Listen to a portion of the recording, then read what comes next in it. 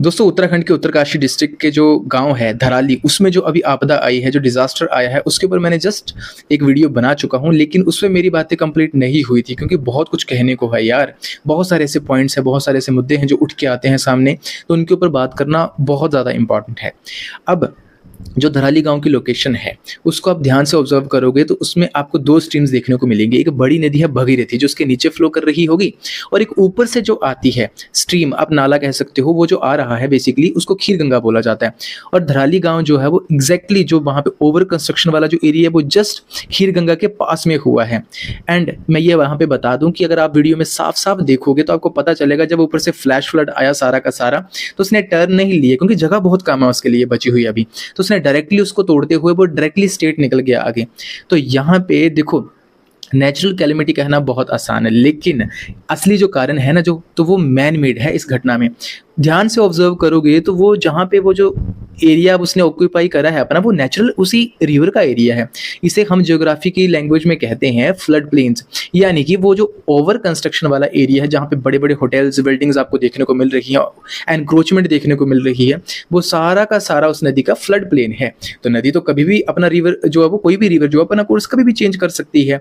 तो उसने जब अपना कोर्स चेंज करा अभी, क्योंकि ऊपर से क्या हुआ, बहुत सारी डेब्रिज उसमें आई, बहुत सारे पत्थर उसमें, बोल्डर्स उसमें आए, तो अब नदी उस छोटा सा जो उन्होंने टर्न बना के रखा है भाई, उस पर तो नहीं जाएगी ना। उसको कौन रोक सकता है, इतना वेग है, उतना प्रवाह है उसमें, ठीक है।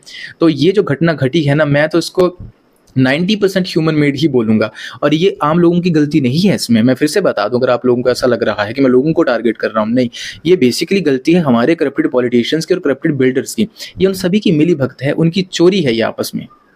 क्योंकि जब तक सरकार एक प्रॉपर नियम कानून नहीं लेके आएगी, मैंने पिछली वीडियो में भी यही बताया कि आप एक बाउंड्री सेट करो कि इस लिमिट से आगे कंस्ट्रक्शन नहीं होगी, लेकिन ऐसा तो नहीं किया जा सकता। अगर ऐसा कर देगी सरकार को, उनके जो भाई बंधु हैं, बिल्डर्स हैं बड़े बड़े, जो पैसा लगाते हैं इलेक्शन के टाइम पे, कैंपेनिंग के टाइम पे, तो फिर वो अपने बड़े बड़े होटल्स कहाँ पे बनाएंगे, लोगों को वो रिवर व्यू वाले रूम्स कैसे मिलेंगे।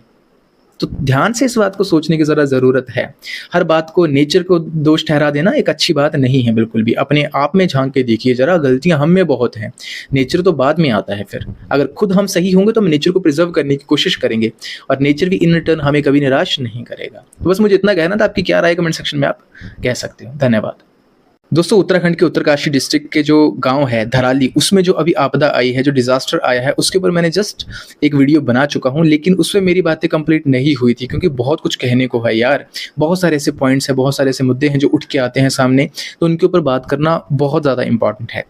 अब जो धराली गांव की लोकेशन है, उसको आप ध्यान से ऑब्जर्व करोगे तो उसमें आपको दो स्ट्रीम्स देखने को मिलेंगी। एक बड़ी नदी